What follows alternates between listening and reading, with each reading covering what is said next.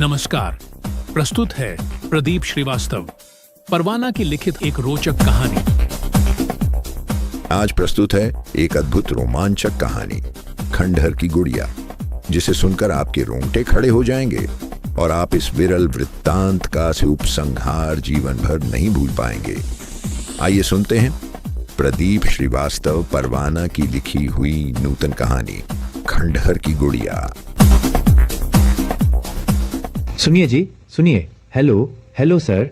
अपने पीछे अचानक किसी नारी के कमनीय स्वर के सरस संबोधन ने प्रणत को चौंका दिया था। उसने ठिठकते हुए पीछे मुड़कर देखा तो सचमुच एक सौम्य मुखा, दिव्य दर्शना, कोमलांगी युवती अपने हाथों में एक ब्रीफकेस थामे सीढ़ियों के बगल टिन शेड के नीचे एक खंभे के सहारे पीठ टिकाए खड़ी थी। शायद रेलवे प्लेटफॉर्म पर भागती दौड़ती भीड़ की त्रासदी से बचने के लिए उसने अपने लिए वो सटीक प्रश्रय ढूंढा था। प्रणत के पलटते ही उसने अपना हाथ उठाकर उंगलियों से ओवर ब्रिज की सीढ़ियों के अंतिम पायदान की ओर इशारा किया।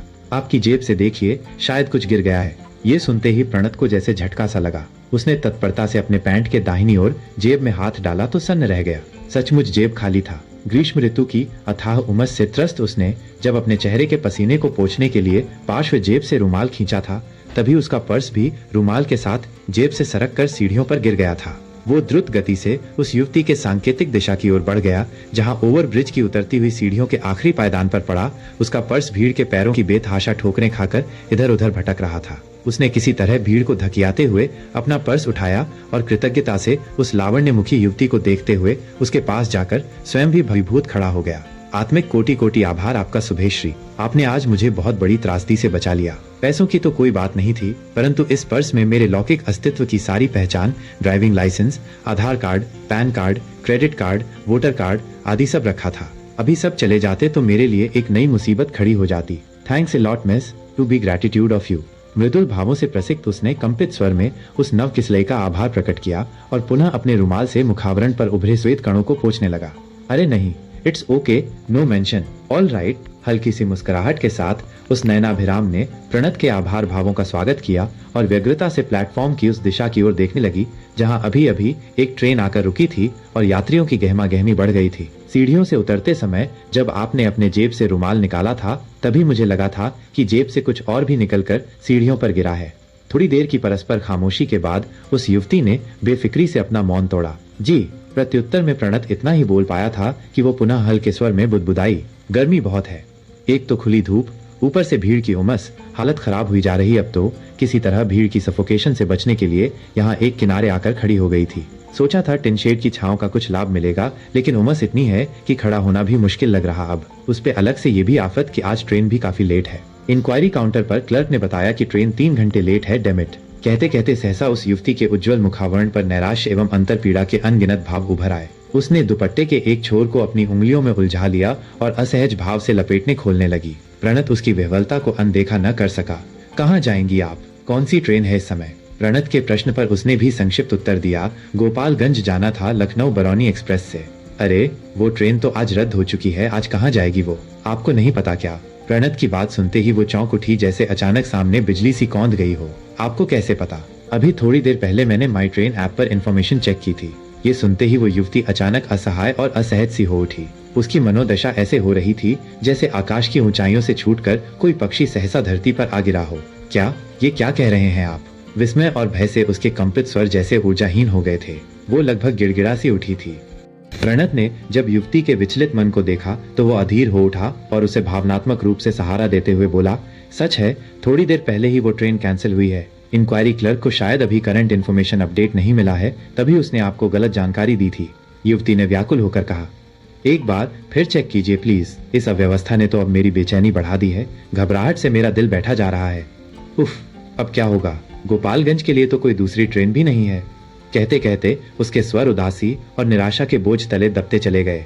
उसकी बात सुनकर प्रणत ने अपनी जेब से मोबाइल निकाला और माई ट्रेन ऐप खोलकर सारी जानकारी बारीकी से खंगालने लगा। युवती भी फुर्ती से उसके पास सरक आई और स्क्रीन को गहनता से निहारने लगी। उसकी मनोदशा इतनी व्यग्र थी कि उसने स्वयं ही घबराई दृष्टि से सारी सूचना टटोल डाली। जब अचानक स्वयं उसकी आंखों में वो कड़वा सच चुभा तो वो एकाएक थकी हारी परास्त योद्धा की भांति निश्चेष्ट सी हो गई और कांपते हाथों से अपना ब्रीफकेस फर्श पर छोड़ दिया, जैसे उसके हाथ पैर अचानक निशक्त और निसहाय हो गए हों। प्रणत भी उसकी इस टूटी फूटी दयनीय दशा से अछूता न रह सका। उसने पूछा, क्या हुआ? आप अचानक इतना परेशान क्यों हो गईं? क्या वहाँ जाना बहुत इमरजेंसी था या कोई और संकट है मिस? वो काफी देर तक निर्वाक शून्य में असहाय भाव से घूरती रही, परंतु जब प्रणत ने पुनः वही प्रश्न दोहराकर उसकी मनोदशा को छुआ तो वो एक बारगी बिखर सी गई और एक ही सांस में उसने अपनी सारी व्यथा सुना डाली। नहीं, इमरजेंसी तो कोई विकट नहीं, लेकिन इस अपरिचित शहर में मैं रहूंगी कहाँ? यहाँ तो मेरा कोई अपना सगा भी नहीं। मैं प्रतिदिन इसी ट्रेन से अप डाउन करती हूँ। गोपालगंज में मेरा घर है। मैं PCS की तैयारी कर रही हूँ, इसीलिए प्रतिदिन कोचिंग अटेंड करने लखनऊ आती हूँ। परंतु आज तो इस दुर्योग ने फंसा लिया मुझे। इन 4 महीनों में ऐसा पहली बार हुआ है मेरे साथ। ऐसी विषम बेला का पहली बार सामना कर रही हूँ।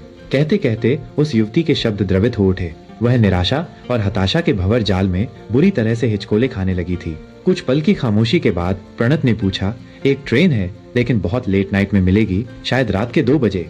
ये सुनकर वह जैसे चिहुक सी उठी। अरे नहीं, इतनी रात मैं नहीं जा पाऊंगी। मेरी हिम्मत जवाब दे रही है, क्योंकि गोपालगंज रेलवे स्टेशन से घर के लिए देर रात कोई साधन भी नहीं मिलता। जंगली इलाका है सब। अगर इतनी देर वहाँ पहुंची भी तो आकाश से गिरकर खजूर में आ लटकने वाली हालत होगी मेरी। फिलहाल ये शहर है, किसी तरह आज की रात तो प्लेटफॉर्म पर भी गुजार सकती हूँ, लेकिन वो गोपालगंज तो बीहड़ कस्बा सा है। वहाँ किसी अकेली लड़की का देर रात सड़कों पर आना जाना नितांत भयावह होता है। समय कैसा है आपको भी पता है। एक अकेली असहाय नारी का साथ तो दिन के उजाले भी नहीं दे पाते, तब काली अधेरी रातों के सन्नाटों की क्या बिसात। उसकी अंतर व्यथा सुनकर प्रणत के हृदय में एक उथल पुथल सी उठ खड़ी हुई। वो काफी देर तक अपने असमंजस में उलझा रहा, फिर धीरे से अपने सविनय नेत्रों से उसे देखते हुए बोला, मिस, यदि आपको कोई आपत्ति न हो तो आप आज के लिए मेरे यहाँ ठहर जाइए। आपको चिंता करने की कोई आवश्यकता नहीं। आप निसंकोच होकर पूर्ण सुरक्षित और आश्वस्त मन से मेरे घर पर विश्राम कर सकती हैं। यदि आप मुझ पर अपना आत्मविश्वास दृढ़ कर सकें तो इस असमय आई आपदा का कोई भय नहीं। अचानक ऐसा विनीत प्रस्ताव सुनकर वो युवती अपने आप में कुछ पल के लिए हतप्रभ सी हो गई। संकोच और वैचारिक अस्थिरता ने उसे जैसे जड़ बना डाला था। वो असमंजस में उलझी कुछ नहीं तय कर पा रही थी कि वो क्या करे क्या न करे। बस वह व्यथित मन से अपनी व्यग्र दृष्टि इधर उधर भीड़ में दौड़ा रही थी, जैसे उनमें कहीं अपना कोई संबल खोज रही हो।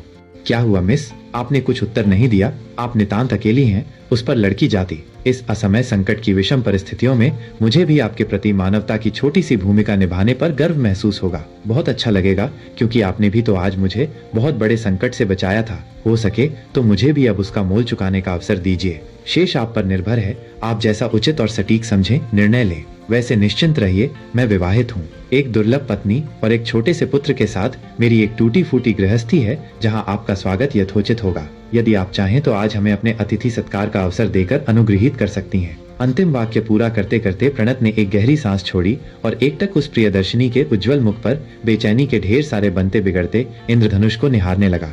वो काफी देर तक असहज भाव से असमंजस की स्थिति में फर्श की सतह को अपने पैरों के अंगूठों से टटोलती रही। फिर थोड़ी देर बाद मंद स्वर में बोली, लेकिन आप भी तो शायद ट्रेन से कहीं जा रहे थे? तो नहीं, मैं जा कहीं नहीं रहा था, बस यूं ही भटकते रहने की आदत है, सो भटक रहा था। जी? यह सुनकर वह ऐसे चौंक पड़ी जैसे उसके अंगूठे के नीचे अचानक कोई कंटीली चीज चुभ गई हो। भटक रहे थे? भटकने का क्या मतलब? यह कोई भटकने की जगह है? उसने तीखी दृष्टि से प्रणत को घूरा तो प्रणत ने नजरें चुराते हुए उसका ब्रीफकेस उठा लिया और साधिकार बोला, आइए चलें, रास्ते में विस्तार से बातें होंगी। अभी तो हम एक दूसरे का नाम भी नहीं जानते। घर पहुंचते पहुंचते सब रहस्यवाद मिटा लीजिएगा। वो ब्रीफकेस लेकर प्लेटफॉर्म के मुख्य निकास मार्ग से होता हुआ रिक्शा स्टैंड की ओर बढ़ गया और वह सौम्य सुदर्शना भी संकोच और संशय के अंतर्द्वंद्व से हाथापाई करती। न चाहते हुए भी प्रणत के पीछे पीछे बोझिल कदमों से चल पड़ी, जैसे कोई असहाय बंधक पशु अपने कुटिल स्वामी की निष्ठुर रस्सी के सहारे खिंचा जा रहा हो। पूरे रास्ते प्रणत और नीति एक दूसरे के निजी व्यक्तित्व और पसंद नापसंद को टटोलते रहे। इसी बातचीत में प्रणत को उस खूबसूरत लड़की का नाम नीति कुलश्रेष्ठ पता चला। उसने मनोविज्ञान में परास्नातक की पढ़ाई पूरी की थी और अब PCS की तैयारी कर रही थी। बचपन से ही उसके पिता का एक सपना था कि उनकी बेटी एक उच्च अधिकारी बने और नीति ने भी इस सपने को हकीकत में बदलने का दृढ़ संकल्प ले लिया था। इसी लक्ष्य को पूरा करने के लिए उसे हफ्ते में 4-5 दिन ट्रेन से लखनऊ आना पड़ता था। नीति के आग्रह पर प्रणत ने भी अपने जीवन के कई पन्ने उसके सामने खोले। उसने अपने विवाहित जीवन की कड़वी सच्चाई बताई कि वो कैसे अपनी स्वेच्छाचारिणी, झगड़ालू और कड़वी बातें बोलने वाली पत्नी तन्वी माथुर के साथ एक विषैले वैवाहिक जीवन का दुख झेल रहा था। शादी के 6 साल जैसे तैसे उपेक्षा और तिरस्कार झेलते हुए बीत गए थे, लेकिन उनके रिश्ते में कभी भी आदर्श पति पत्नी के संबंधों की मिठास नहीं घुल पाई। वे दोनों एक ही छत के नीचे रहते हुए सामाजिक भूमिका तो निभा रहे थे, पर उनके बीच की भावनात्मक दूरियों और द्वेष ने उनकी आत्माओं को नदी के दो कठोर किनारों की तरह अपने अहंकार की मिट्टी में जकड़ रखा था। प्रणत की आप बीती सुनते सुनते नीति से रहा नहीं गया और उसने पूछ लिया कि जब वे दोनों पति पत्नी स्वभाव में इतने विपरीत थे तो उन्होंने शादी ही क्यों की? क्या शादी से पहले उन्हें एक दूसरे को समझने का मौका नहीं मिला था? इस तीखे सवाल पर प्रणत कुछ देर के लिए असहज हुआ, पर दर्द के घूंट पीकर उसने अपनी कहानी आगे बढ़ाई। उसने बताया कि वो इस शादी के पक्ष में कभी नहीं था, क्योंकि शादी से पहले उसके कुछ करीबी दोस्तों ने उसे तन्वी के अर्ध विकसित ससुराल और अशिक्षित परिवार के माहौल और पुराने संस्कारों के बारे में बताया था। उन दोस्तों का उस गांव से व्यावसायिक संबंध था, इसलिए वे तन्वी की पारिवारिक पृष्ठभूमि से अच्छी तरह वाकिफ थे। उन्होंने प्रणत को बताया था कि तन्वी पूरी तरह से अशिक्षित और बौद्धिक रूप से कुएं का मेंढक थी। उसका पूरा परिवार जड़ मान्यताओं का गुलाम था और ऐसा लगता था जैसे वे सभी 18वीं शताब्दी के भारत का भार ढो रहे हों। पूरे गांव को देखकर लगता था कि मानवीय शिक्षा और परिष्कृत संस्कारों का एक छोटा सा झोंका भी कभी उधर से नहीं गुजरा था। नीति ने फिर झिड़कते हुए कहा, तो जब आपको सारी सच्चाई पहले से ही मालूम थी तो उस दलदल में उतरने की जरूरत ही क्या थी? आपको ऐसे बेमेल विवाह का विरोध करना चाहिए था। इस पर प्रणत फिर से असहज हो गया और बोला, मेरे निष्ठुर भाग्य ने मेरे गले में अपने कुटिल जाल का फंदा कस दिया था। मेरे लाख विरोध के बावजूद भी मेरे माता पिता ने अपने सामाजिक अहंकार से समझौता नहीं किया और न चाहते हुए भी मेरी महत्वाकांक्षाओं की छाती पर प्राणलेवा पत्थर रख दिया।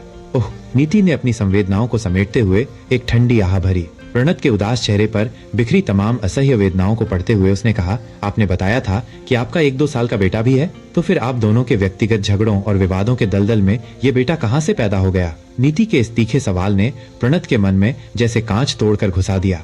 वह इस कटाक्ष पर विचलित हो उठा। उसका चेहरा शर्म और ग्लानि से दहक उठा। वह ऐसे चुभते सवाल के लिए तैयार नहीं था। फिर भी जैसे तैसे अपनी झुकी पलकों में हीनता समेटते हुए उसने अपनी त्रासदी का आखिरी पन्ना भी खोल कर रख दिया। समाज के ठेकेदारों और परिवार के मुखियाओं ने मिलकर मेरी हताश कामनाओं की मिट्टी में एक प्रबल आशा का बीज बो दिया। उन्होंने कहा कि मैं एक सुशिक्षित, कला निपुण और विवेकशील व्यक्ति हूँ, इसलिए मैं अपनी प्रतिभा और बौद्धिक कुशाग्रता से अपनी पत्नी को भी पढ़ा लिखा कर अपने जैसा सुशिक्षिता, विवेकशील, विनम्र और आधुनिक संस्कारों वाली गुड़िया बना सकता हूँ। उन्होंने कहा कि मैं संकल्प सिद्ध हूँ और कर्मवीरों के लिए इस संसार में कुछ भी असंभव नहीं है। बस यहीं से मेरे भाग्य का दूसरा उलटफेर शुरू हो गया। मैं अपनी मूर्छित कामनाओं को पुनर्जीवित करने के लिए तन्वी के साथ दिन रात मेहनत करने लगा। मुझे भी लगा कि अथक प्रयास और आत्मबल से जड़ जीव में भी चेतना के अंकुर उगाए जा सकते हैं। बस इसी मृग तृष्णा ने मुझे उससे भावनात्मक और शारीरिक रूप से जोड़ दिया। परंतु धीरे धीरे समय के विपरीत परिणामों ने मेरी महत्वाकांक्षाओं की जिंदा बलि चढ़ा दी। मेरा सारा प्रयत्न, सारी निष्ठा रेतीले भवन की तरह भरभरा कर ढह गई।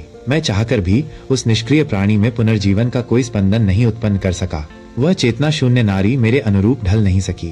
अंततोगत्वा पराजित मन हताश हो गया कि ऊसर भूमि की पथरीली मिट्टी में पड़े किसी भी अशक्त अंकुर के जीवन प्राण में इतनी शक्ति और ऊर्जा नहीं होती कि वो किसी स्वस्थ एवं सघन वृक्ष को अपने अस्तित्व में ढाल सके। बस उन्हीं 4 वर्षों की मिथ्याकाल का अनौपचारिक प्रतिदान है मेरा पुत्र पलाश। कहते कहते उत्फुल्ल भावुकता की प्रबल प्रवाह में प्रणत के शेष सारे शब्द डूब गए। वो अपनी बातों का क्रम कुछ और आगे बढ़ाता कि तीव्र चर्चाहट के साथ टैक्सी रुक गई और ड्राइवर उसकी ओर देखने लगा। साहब, आपके बताए पते पर हम आ गए। आप दोनों को यहीं उतरना है या थोड़ा आगे चलूं? प्रणत विंडो पैन से बाहर झांकते हुए बोला, नहीं भाई, रहने दो, आगे गली बहुत संकरी है, गाड़ी नहीं जा सकेगी। हम लोग यहाँ से टहलते हुए पैदल निकल जाएंगे। प्रणत ने ड्राइवर को किराया देते हुए नीति का ब्रीफकेस उठा लिया और गेट खोलते हुए टैक्सी से नीचे उतर आया। नीति भी यंत्रवत उसका अनुसरण करती हुई अपने मध्यम कदमों से कठपुतली की भांति पीछे पीछे चलने लगी। अबूझ आशंकाओं और संकोच से उसका हृदय धीरे धीरे अव्यवस्थित होता जा रहा था। थोड़ी दूर चलकर संकरी गली से बाहर निकलने के बाद दोनों एक खंडहर टाइप पुराने मकान के सामने आकर रुक गए। मकान कोई ज्यादा मेंटेन नहीं था। बाहर से उसकी स्थिति खंडहर जैसी प्रतीत हो रही थी, परंतु उसकी साफ सफाई और वातावरण की सजीवता उसके जीर्ण शीर्ण आवरण को तरोताजा बना रही थी। कहानी का दूसरा और अंतिम भाग अगले अंक में अवश्य सुने। तब तक के लिए नमस्कार, धन्यवाद।